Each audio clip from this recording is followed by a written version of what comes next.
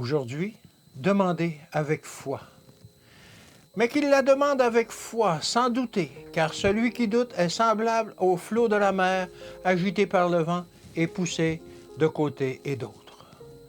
Nous avons le privilège et le devoir de recevoir la lumière d'en haut pour arriver à discerner les ruses de Satan et d'être capable d'obtenir les forces nécessaires pour résister à la puissance de l'ennemi. Dieu nous donne la possibilité de nous maintenir en contact étroit avec le Christ et de jouir de la constante protection des anges. Notre foi doit nous faire pénétrer de l'autre côté du voile, dans le lieu où Jésus est entré pour nous. Saisissons-nous plus fermement des promesses certaines de Dieu?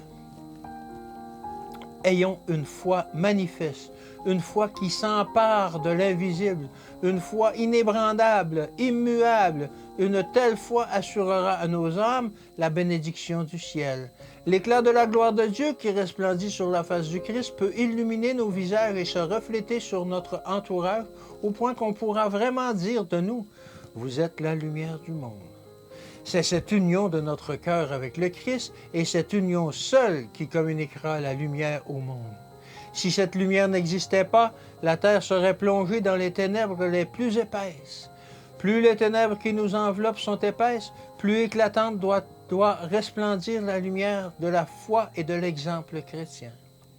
Le fait que l'incrédulité domine et que l'iniquité s'accroît autour de nous ne doit ni diminuer notre foi, ni affaiblir notre courage.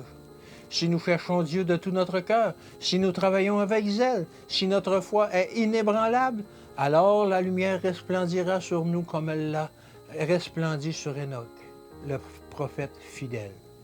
Oh, je voudrais vous pénétrer de l'importance de la foi manifeste. Heure après heure, minute après minute, il nous faut vivre une vie de foi, car sans la foi, il est impossible de plaire à Dieu. Notre puissance spirituelle dépend en effet de notre foi.